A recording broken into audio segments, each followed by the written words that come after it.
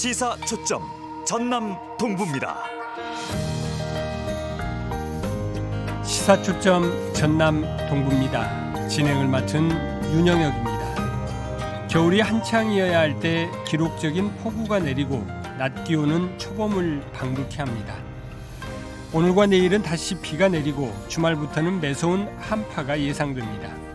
정말 종잡을 수 없는 날씨의 연속인데요. 갑자기 피어난 철쭉이나 벚꽃을 보면서는 뭔가 자연스럽지 않다는 생각과 함께 기후위기를 실감하게 됩니다. 더워지는 지구의 여파가 가장 극명하게 드러나는 곳이 바로 북극인데요. 지난 여름 북극의 평균 기온이 6.4도로 기록이 시작된 1900년 이후 가장 높았다고 합니다. 지금 우리가 겪고 있는 초겨울의 모습 또한 북극의 추위가 약해진 것과 무관하지 않습니다. 이 모든 기후변화는 인간 활동에 따른 것이고요. 지금이라도 바로잡기 위한 행동에 나서지 않는다면 우리가 들어선 미지의 영역은 재앙으로 다가올 공산이 큽니다. 시사초점 전남 동부입니다에서 오늘 준비한 내용입니다. 시사 이슈 오늘은 정의당 전남도당 박명기 위원장과 인터뷰 준비되어 있습니다. 여수해경과 고흥군이 고흥해양경찰서를 신설해달라고 해양경찰청에 건의했습니다. 지역뉴스 브리핑에서 알아봅니다. 전남 동부 지역은 오늘 흐리고 오후에 비가 오겠습니다. 이 시각 주요 뉴스입니다.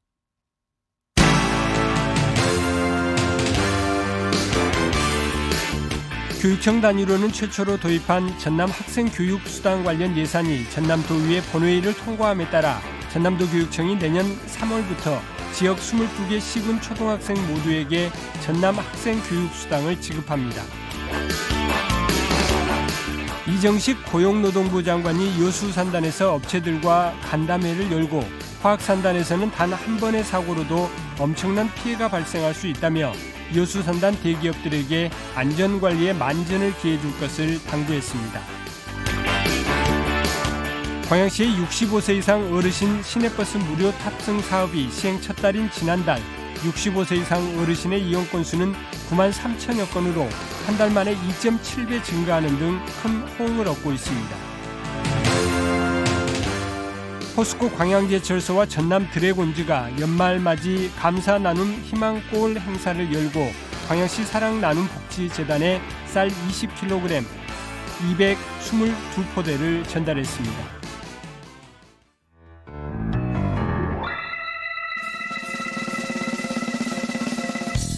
시사초점 전남 동부입니다. 월요일부터 금요일까지 오전 8시 30분 여러분을 찾아갑니다.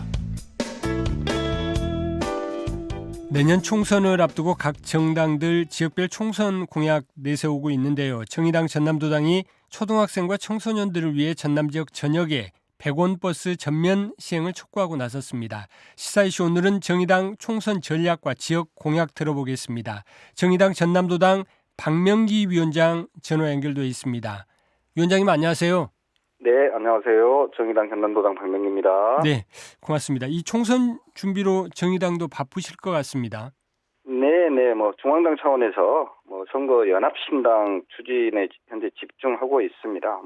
마침 오늘까지 함께할 정당과 정치 세력 단체들에게 답변을 기다리고 있어서 오늘까지 답이 오면 바로 연석회의에 돌입할 예정이고요. 네. 전남에서도 녹색당 관계자들과 만나서 연합신당 추진 흐름에 맞추어서 이야기를 지금 나누고 있고 전국 흐름에 맞춰 같이 활동도 이어갈 계획에 있습니다. 예, 정의당 소속의 유호정 의원이 요즘 이제 언론에 좀 많이 주목을 좀 받고 있는데 금태섭 전 의원하고 같이 이렇게 신당 창당을 선언했죠. 정의당 내부에도 좀 파장이 좀 있지 않습니까?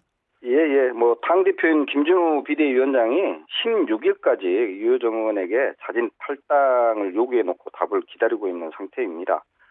저희 당내에서 청년정의당을 비롯해 당직자 또 지방 의원들은 물론이고 어제는 이 문제로 원포인트 전국위원회가 개최돼서 유호정 의원의 사퇴와 탈당을 촉구하는 결의문을 채택을 했어요. 유호정 의원이 당과 당원들의 이런 공고에 심사숙고할 거라고 보고요. 만약 네네. 응하지 않는다면 당 차원에서는 곧바로 징계 절차에 착수할 수밖에 없는 거 아니냐 이런 생각입니다. 아, 그렇군요. 이쪽 이제 지역으로 좀 돌아와서 보면은 진보당 같은 경우 보면은 이제 같은 이제 진보 계열의 정당인데 전남 지역 총선 라인업을 좀 일찌감치 확정을 했더라고요. 정의당은 어떻습니까? 네, 저희 정의당 전남도당은 이번 첫 번째 목표가 기존 당 지지율 회복입니다. 그래서 최소 두 자릿수 정당 지지율 회복의 1차적 목표가 좀 있고요. 네. 이제 두 번째로는 지역구 후보 같은 경우에 동북권과 서북권의 선택과 집중을 통해서 전략 지역구 후보 전수를 예전부터 말씀드린 바 있습니다. 그래서 선거연합신당 추진로 지금 당명도 바뀔 예정이어서 신당 추진 흐름에 맞추어서 순차적으로 후보 출마 선언이 진행될 예정입니다. 일단은 중앙당 차원에서 전체적으로 당을 혁신하는 이 작업들이 마무리가 되고 나면은 조금은 이제 지역구의 내일 후보랄지 이런 부분도 좀 더 구체화될 것 같다 이런 말씀이신 거네요. 네, 그렇습니다. 녹색당을 비롯한 제진보 정당들께 지금 제안을 해놓은 상태이기 때문에 공동으로 전략 지역구 후보들을 세워가면서 도민들께 선보일 예정입니다. 아, 그렇군요. 그러면은 지금 그런 흐름에 맞춰 가지고 당장의 선거 전략이랄지 핵심 공약들 이런 부분까지 얘기하기는 조금 이른 단계인가요? 어떻습니까? 그러지는 않고요. 이미 저희 정의당이 신당 창당을 할 때 내세우는 가치가 있습니다. 일단 불평등, 기후위기, 지역 소멸 그리고 기득권 양당 정치에 맞서는 가치연합을 기반으로 새로운 정치를 모색할 세력들을 함께하자 이렇게 지금 이야기를 하고 있는 겁니다. 현재 지금 많은 국민들께서 기득권 양당 정치 때문에 많은 비판적 생각을 가지고 계시잖아요. 네네. 그래서 이제 많은 분들이 제3지대에서 3회 정치 세력화를 주장하시면서 너도나도 창당을 하시겠다고 하고 있는 건데 사실 조금만 들여다보면 네. 1-1번이거나 1-2번 또는 2-1번이거나 2-2번이거든요. 아, 사실 4년 뒤에도 과연 네. 이분들이 제3지대에서 제3의 어떤 정치 세력화를 주창하면서 그대로 남아 계실 것이냐 이런 부분들에 대해서 저희들은 국민들께 명확히 말씀드리고 네. 저희 정의당과 또 정의당과 함께하는 선거연합신당 추진 세력이 정말 제3지대에서 끊임없이 새로운 정치를 모색할 것이다. 이러한 부분들을 좀 강조해서 말씀드릴 예정입니다. 그러니까 지금 위원장님 말씀은 선거연합 정당으로 지금 얘기가 되고 있는 이 3지대야말로 명확한 가치가 있다. 이런 말씀으로 이해해도 될까요? 네, 인물 중심의 단순한 어떤 선거 공학적인 해처 모여식이 아니라 명확한 가치 지향성과 비전을 가지고 네. 제3지대에서 정말 새로운 정치를 지속해 나가겠다라는 의지라고 보시면 돼서 지금 현재 민주당 또는 국민의힘에서 탈당해서 새로운 지대에서 당을 만들겠다 하시는 분들이 과연 제3의 정치 세력이냐라는 부분에 대한 문제의식을 말씀드리는 겁니다. 네. 제가 이제 서두에 전남도당에서 전남 지역 전역에 100원 버스 전면 시행 촉구했다 이 말씀을 좀 드렸는데 이 네네. 관련해 가지고 얼마 전에 이 내용을 좀 주요 공약이라고 해야 될까요? 이제 전남 지역과 관련해 가지고 이 부분을 좀 그렇습니다. 말씀하신 네. 거죠? 네. 아시다시피 이제 100원 버스 시행은 이미 때가 됐기 때문에 저희들이 정책 제안을 드리는 것이고요. 예. 이거 이외에도 전남 지역에서는 당장 의과대학 및 대학동원 설립이 좀 아주 급하죠. 네. 그리고 특히 동북권에는 노후 산단의 어떤 설비와 안전 문제 때문에 이에 대한 특별법 제정이 좀 필요하고요. 네. 기후위기에 맞서서 노후 산단의 탄소 포집 활용 클러스터 조성 및 대중교통 활성화 방안들도 연결해서 필요합니다. 그리고 미래 위협으로 지금 다가오는 후쿠시마 핵 오염수 피해 지원 제도 등도 필요하다고 할 수 있겠습니다. 네. 일단 지금 100원 버스 전면 도입을 주장하신 이유를 좀 설명을 좀 해주시죠. 이제 그 시기가 됐다 이렇게 말씀을 좀 해주시긴 하셨는데. 네. 왜냐하면 이게 이제 계속 확대되고 있는 과정이었어요. 고흥동 같은 경우가 50원 버스를 지금 시행하고 있고요. 요수, 네. 순천, 광양, 보성 등에서 100원 버스를 이미 시행하고 있습니다만은 22개 전남 시군 중에 11개 시군이 초등학생과 청소년들의 이런 혜택이 주어지지 못하고 있어요. 그래서 전남 전역에 이제 100원 버스를 시행하자라고 제안을 해드린 건데 이게 중요한 게 어렸을 때 대중교통 이용 습관이 어른이 돼서도 높은 이용률로 이어진다는 연구 결과가 많이 있습니다. 그래서 기후위기 시대에 대중교통 이용률을 높이기 위해서도 매우 좀 중요한 정책이지 않는가 이렇게 보고 있습니다. 위원장님께서는 이제 지금 11곳이 현재 하고 있지 않는데 여기도 이제 결국은 예산 문제 아니겠습니까? 이 부분은 뭐 좀 쉽게 풀 수 있다라고 보시는 건가요? 그렇습니다. 현재 이게 100원 버스 예산이 시군 단위인 기초지자체에 전적으로 맡겨져 있거든요. 따라서 이게 뭐 전라남 도나 정부가 이 대중교통을 공공복지 영역으로 인식을 하고 재정 부담을 좀 높여야 해서 책임성을 강화할 필요가 있고요. 언제까지 이 버스 대중교통 문제를 민간에서나 기초지자체 부담으로만 둘 수 없습니다. 이미 유럽이나 특히 최근에는 서울시가 경기도 인근 지역과 협력해서 월정액으로 마음껏 대중교통을 이용할 수 있는 제도를 지금 도입하고 있거든요. 네. 그래서 이게 뭐 국제적으로나 전국적 흐름의 어떤 추세를 보더라도 매우 좀 부합한 정책 흐름이지 않는가 싶어서 전남에서도 하루빨리 이게 도입되기를 바라는 마음입니다. 그렇군요.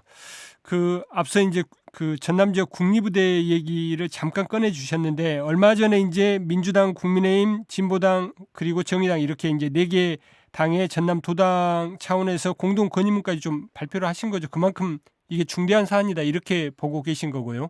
네, 지난달 28일 날 저희 정의당을 비롯해서 주요 4당 전남도당 위원장들이 함께 서명하고 전남도 의원들과 함께 기자회견을 진행했습니다.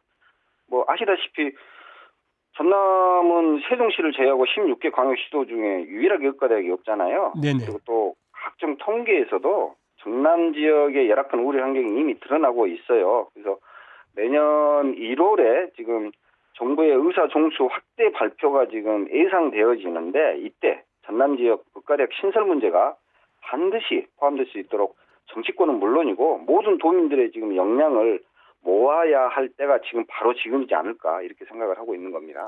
그렇군요. 앞서 이제 전남 지역의 다른 공약들 그리고 현안들 잠깐 언급을 해주시고 특히 동부권에서는 이제 산단과 관련된 부분을 좀 많이 얘기를 좀 해주신 것 같은데 이 호남 같은 경우 민주당이 지금 일당 독점 체제지 않습니까? 정의당이 이제 대한 정당으로서 자리매김하려면은 좀 민심을 얻기 위한 노력들도 좀 필요할 것 같은데요. 네, 일단 호남민들이 저희 정의당에 요구하시는 부분을 너무 잘 알고 있습니다. 현재 지금 현 정부 체제에서 정치, 경제, 사회, 문화, 애교, 언론 등 지금 많은 부분에서 역사적 퇴행을 지금 목도하고 계시지 않습니까? 그래서 저희 정의당은 일단 가치와 정체성을 분명히 하면서 싸울 때는 당당히 싸우고 또 대안과 비전을 제시하면서 저희 정의당의 길을 뚜벅뚜벅 가겠습니다. 저희에게 해초리를 드시더라도 관심과 애정 어린 시선만은 거두지 말아주십사 하고 다시 한번 부탁 말씀드리고요. 최선을 다해서 새로운 진보 정치의 시대를 열어가겠습니다. 네, 저희가 이제 또 정의당이 당명 바꾸는 것까지 포함해가지고 새로운 모습으로 또 총선에 임하게 될 텐데 그 시점이 되면은 다시 한번 위원장님 연결해가지고 말씀 듣는 자리 만들도록 하겠습니다. 오늘 말씀 여기까지 듣겠습니다. 고맙습니다. 감사합니다. 지금까지 정의당 전남도당 박명기 위원장이었습니다.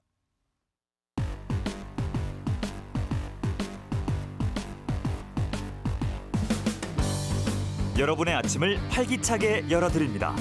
시사초점 전남 동부입니다. 전남 동부 바다를 책임지는 여수해양경찰서의 관할 면적이 너무 넓어서 공에서 일어나는 해상사고에 신속하게 대응하기 어렵다는 지적이 나옵니다. 이에 따라 여수해경과 고흥군이 고흥해양경찰서를 신설해달라고 해양경찰청에 건의했습니다. 취재기자와 자세한 얘기 나눠보겠습니다. KBS 순천방송국 정기룬 기자 나와 있습니다. 안녕하세요. 예, 안녕하십니까. 예. 저희 매번 이렇게 준비를 많이 해오시는데 시간이 좀 짧은 것 같아서 오늘은 조금 더 일찍 이렇게 시작을 좀 하게 됐습니다. 예, 감사합니다. 고흥해경 신설 얘기가 왜 나오는 건가요? 네, 우선 올해 여름에 있었던 사고 얘기부터 해야 될 것 같습니다. 지난 7월 26일에요. 고흥 금산면에 거금도라고 있지 않습니까? 거금도 앞바다에서 낚시어선하고 소형어선이 충돌했습니다. 그때 이제 소형어선이 물속에 가라앉았는데 여수 해경이 출동을 했어요. 신고를 받고. 근데 이제 선원 2명 가운데 1명이 심폐소생술까지 받았는데 숨졌습니다. 그래서 이제 공군 입장에서는 지금 여수 해경이 있는 곳에서 그 공녹동항까지가 한 30분 이상 걸리거든요. 그래서 그런 선박 사고가 일어났을 때, 선박 충돌 사고가 됐든 아니면 뭐 선박 해양 오염 사고가 났을 때든 여수 해경이 출동하는데 상당한 시간이 걸려서 인명 구조의 어떤 골든 타임을 놓칠 우려가 있다. 그래서 또 고흥 쪽에 올해 이제 어선 건조 지원 센터가 또 생기거든요. 네네. 그래서 갈수록 해상 치안 수요라든지 이런 게 커지기 때문에 여수 해경과 별도로 고흥 해양 경찰서를 신설해 달라는 게 고흥 쪽의 얘기고요. 사실 이건 최근에 나온 얘기는 아니고 올해 봄부터 꾸준하게 얘기가 계속 있었고 지난 9월에는 고흥 군민 한 3천여 명이 네네. 관련 또 여수 해경에 그런 의견을 전달하기도 했습니다.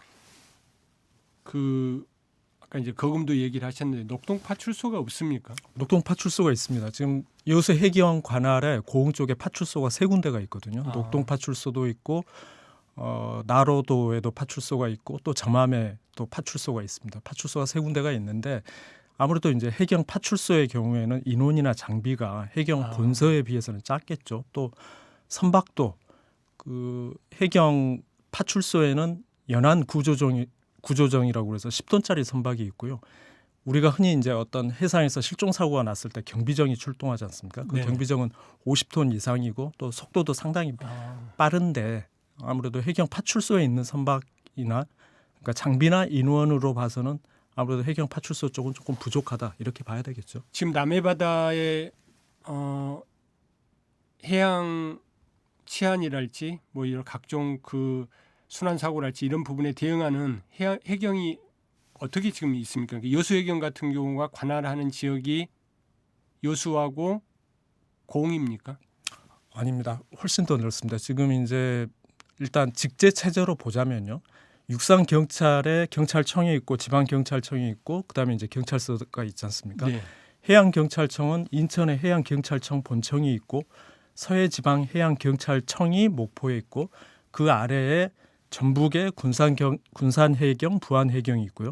전남에는 목포 해경, 완도 해경, 여수 해경이 있습니다. 그러니까 서남권에는 2개의 해양 경찰서가 있고 동북권에는 여수 해경 하나가 있죠. 근데 이 여수 해경이 관할하는 범위가 보성 율포에서부터 고흥, 순천, 광양, 여수, 그다음에 경남 남해 상주, 그다음에 제주도 일부 해역까지 그러니까 전체 해역 면적으로만 보면 12,000제곱킬로미터입니다. 이게 어느 정도나 크냐면 그 인근의 경남 서부권에 있는 사천 해경이 여수 해경 옆에 있는데요. 네네. 사천 해경에 관할하는 면적이 2,000제곱킬로미터입니다. 6배 가까이 된다는 그렇습니다. 그러니까 사실은 여수 해경 입장에서 보면 관할하는 범위가 너무 넓기 때문에 고흥 해경을 신설해달라는 고흥 군민들의 어떤 의견이나 고흥군의 건의가 상당히 타당한 측면이 있다고 봐야 되겠죠. 그럼 지금 여수 해경이 맡고 있는 지역 지도상으로 봤을 때 그쪽의 서쪽 부분을 고흥 해경이 관할을 하게 되겠네요. 만약 만들어진다면은. 그렇습니다. 그러니까 보성 율포라든지 또 고흥이라든지 고흥 아래쪽에 또 제주 일부 해역까지 담당하고 있거든요. 그 정도를 고흥 해경이 신설될 경우에 고흥 해경이 그쪽을 관할하고 여수는 기존에 해왔던 경남 남해 상주라든지 여수라든지 광양이라든지 이쪽 해역을 담당하게 되겠죠. 여수 해경 입장에서도 이런 고흥 군의 입장이 뭐라고 해야 될까요? 뭐 불감청 고소원? 뭐 반가운 제안이지 않을까 싶겠는데요. 예. 조금 전에 말씀드린 것처럼 고흥군이 여수 해경하고 접촉한 게 올 봄부터 계속 이 논의를 해왔거든요. 예. 또 여수 해경도 어차피 이제 현장의 의견을 지방해양경찰청에 또 전달을 해야 돼서 관련 실태 조사도 한번 했습니다. 그래서 이제 저희가 여수 해경 관계자하고 통화를 해봤더니 11월에 그러니까 지난달에 서해지방해경청에 여러 가지 그런 고흥군이 요구하는 거, 그 해난 사고가 생겼을 경우에 골든 타임을 확보해야 하는 문제, 그리고 현실적인 녹동 해경 파출소에서 고흥 지역 해난 사고에 대응하는 데 문제점 이런 것들을 들어서 서해지방해경청에 고흥 해경을 신설하자라고 얘기를 했고요. 또 서해지방해경청의 또 그 담당 과장이 기획운영과에서 그 일을 하는데 기획운영과장하고 통화를 해보니까 서해지방해경청도 내부적으로 의견을 모았는데 전체적으로 해경을 신설하자는 쪽에 의견을 모았고요. 그래서 해양경찰청 본청에 관련 문서를 접수했다고 했습니다. 제출했다고 했습니다. 그래서 애초에는 이제 해양경찰청이 지금 사실은 말씀하신 게 언제쯤 일인가요? 그 다 11월 얘기고요. 아, 그래서 이제 해양경찰청 본청의 그 기획조정관이라고 있는데 그분이 원래 이제 어제 사실은 고흥군청에 내려와서 그 공영민 고흥군수나 고흥군 관계자들하고 고흥해경 신설 문제를 논의하려고 했는데 일정이 생겨서 어제는 그런 협의가 이루어지지 못했고요. 다음 주에 아마 해양경찰청 관계자가 내려와서 이 부분에 대한 논의가 아마 시작될 것 같습니다. 아 그렇군요. 그러니까 지금 현재 여수해경을 관할하는 서해지방해경청도 같은 입장이다 이런 말씀이신 거네요. 그렇습니다. 아무래도 이제 해경 입장에서 보면 그 해경의 이해 관계는 사실 그 공해경 신설하자는데 맞아 떨어지죠. 아무래도 이제 관련 직제가 커지는 거기 때문에 해양경찰서가 신설되면 해경서장이든 과장이든 이제 새로운 또 인력이 필요하고 관련 장비도 또 확충해야 되지 않겠습니까? 그래서 해경 입장에서는 아마 현실적으로도 그런 치안 수요에 대응해야 된다는 필요성도 있지만 해경 직원들 입장에서 보면 또 새로운 기회가 또 생기는 것이기 때문에 해경에서는 반대할 이유는 아마 없어 보입니다. 그러면 그렇게 해경이 분리된 전례가 있습니까? 있습니다. 지금 여수 해경과 비슷한 규모의 경남 통영 해경이 있는데요. 통영 해경의 경우 그 경남 지역의 통영, 고성, 거제 그리고 이제 경남의 남해, 하동, 사천 이렇게 6개 시군을 관할했었거든요.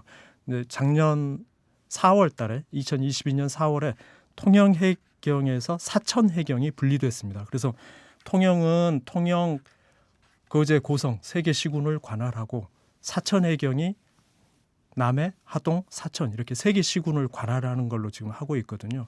그래서 지금 고흥군이나 여수해경 입장은 똑같은 거죠.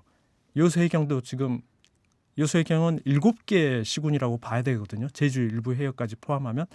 근데 여수해경이나 고흥군도 통영해경에서 사천해경을 분리한 것처럼 여수해경에서 고흥해경을 분리하고 관할 면적이나 이런 걸 좀 떼내자. 지금 사실 여수해경과 사천해경을 그냥 단순하게 통계로 비교해 보면요. 관할 면적에 대해서는 아까 12,000제곱킬로미터와 2,000제곱킬로미터 네. 정도 되고 그다음에 그 관할 시군도 여기는 7곳 정도 되고 여기는 사천은 3개 시군이고 그다음에 뭐 관할하는 항포구 개수도 여수해경은 한 390곳이 넘는데 사천해경은 한 170개 정도 되거든요. 그러니까 지금 몸집 차이로만 보면 여수해경이 사천해경에 비해서 워낙 크기 때문에 분리해서 신설하자는 주장은 상당한 설득력이 있다. 이렇게 보여집니다. 논리적 타당성도 있고 또 선례도 있고 뭐 그냥 생각하기에는 당연히 될 것 같은데 여기서 이제 중요한 건 본청인 해양경찰청의 입장일 것 같은데 아까 이제 담당자가 이번 주에 오기로 했던 부분이 이제 다음 주로 미뤄졌다고는 했는데 해경청 분위기는 어떤 걸로 예상하십니까? 네, 해양경찰청에 제가 해양경찰청까지 통화하지는 못했는데요. 예. 10월에 그 국정감사가 있었지 않습니까? 그래서 국회 농해수위에 지금 민주당 고흥보성 장흥강진의 김승남 의원이 네네. 이 문제에 이제 관심을 가지고 해경 상대로 질의를 했습니다. 아까 얘기했던 그런 치안 수요의 문제 그리고 여러 가지 주민들의 건의 사항 이런 것들을 종합적으로 검토해봤을 때 고흥해경 신설이 타당하다고 보여지는데 해경의 입장은 뭐냐라고 얘기를 했는데 해경도 여러 가지 의견들을 면밀하게 검토해서 고려하겠다 이렇게 얘기를 했거든요. 즉답을 하지는 않았군요. 그렇습니다. 바로 얘기할 수는 없죠. 왜냐하면 현장에서 그런 의견이 들어오지만 아마 해경 나름으로 또 현장에 가서 직접 검토를 해봐야 될 사안이니까요. 그러니까 즉답을 하지는 않았지만 아마 고흥군과 협의를 하고 그런 의견들을 종합적으로 검토해서 아마 내년 봄쯤에는 어차피 지금 여수해경이라든지 지방청, 서해지방해경청에서 그런 의견들이 전달됐기 때문에 해경의 입장도 아마 현장 분위기를 존중하는 쪽으로 흐르지 않을까라는 게 고흥군의 조심스러운 관측입니다. 아 그렇군요. 내년에 총선인데 아마 이제 고흥, 보성, 장흥, 강진 지금 현재 지역구로 보면 이제 거기에 해당되는데 총선 출마자들이 이게 내년 봄 총선 전에 해결이 안 되면은 공약으로 등장할 가능성도 좀 있겠습니다. 아무래도 그렇다고 봐야 되겠죠. 공흥 쪽에서 지금 어민 3천여 명이 관련 건의를 했다고 하지 않습니까? 네. 그러니까 그 어민과 가족들 또 거기 유관 기관들 뭐 이런 걸 생각해 보면 고흥 지역에서 내걸 만한 총선 공약 가운데는 아마 고흥 해경 신설이 예비 후보들의 대표적인 공약이지 않을까 싶습니다. 아, 그렇군요. 어쨌든 뭐 해경청의 결론도 지금 상황에서 봤을 때는 저희 예상은 뭐 신설이 필요하다는 걸 조심스럽게 얘기하지 않을까 뭐 이런 예측이 좀 되긴 하는데 결국 키를 쥐고 있는 건 이 정부 조직 자체가 이제 해경 하나 신설되면 더 커지는 거기 때문에 그리고 현 정부 기조가 기본적으로 그런 뭡니까 작은 정부를 표방하고 있죠. 그래서 이게 이제 기재부 아니 중앙 정부까지 이제 가서 주요 부처는 해양수산부인가요? 해양수산부는 아니고요. 이제 네. 말씀하신 것처럼 이 일이 간단치는 않습니다. 왜냐하면 이제 해경을 하나 신설한다는 게 거기에 직원도 직제도 새로 만들어서 직원도 뽑아야 하고 관련된 또 예산이 또 투입되지 않겠습니까? 건물도 마련해야 되고요. 그래서 이거는 중앙 정부의 행정안전부의 행정안전. 소관이고요. 네. 왜냐하면 공무원이 늘어나는 것이기 때문에 그래서 절차상으로 그렇게 쉽지는 않습니다. 정부 직제와 관련해서 행정안전부가 내년 봄에 정부 직제 개편과 관련된 안에서 해경 신설 안을 넣어야 되고요. 그리고 이제 그렇게 공무원을 늘리기로 한다고 하더라도 예산이 수반되는 일이기 때문에 네. 기재부가 6월 말경에 예산을 세울 때 행안부와 기재부의 예산 협의가 두 번째 걸림돌이 있습니다. 그래서 기재부가 예산을 세우는 게 또 통과해야 될 난관 중에 하나고요. 그리고 나서 국회 예산 심의 절차 과정에서 또 이쪽 공해경과 관련된 것이기 때문에 국회 예산 심의 과정에서 이게 예산이 수반돼야 되고 최종적으로는 이게 대통령령으로서의 대통령령을 개정하는 절차까지 가야 됩니다. 그래서 이게 당장 그렇게 가시화될 것 같지는 않고 내년 봄부터 연말까지 그 작업 4가지의 주요 절차를 거쳐야만 공해경 신설 문제가 통과될 수 있습니다. 그래서 당장 그렇게 가시화될 것 같지는 않고요. 상당 기간 시간이 조금 소요될 사안입니다. 아, 그렇군요. 중앙 정부 여러 곳, 그다음에 국회, 대통령실까지 관련된 사안이라 당장은 아니겠지만 어쨌든 국민들이 좀 강하게 바라고 있는 부분이니까 좀 좋은 결과가 나오길 좀 기대해 보겠습니다. 잘 네. 들었습니다. 네, 감사합니다. 지금까지 KBS 순천방송국 정기룬 기자였습니다. 시사초점 전남 동부입니다. 오늘 방송은 여기까지입니다. 고맙습니다.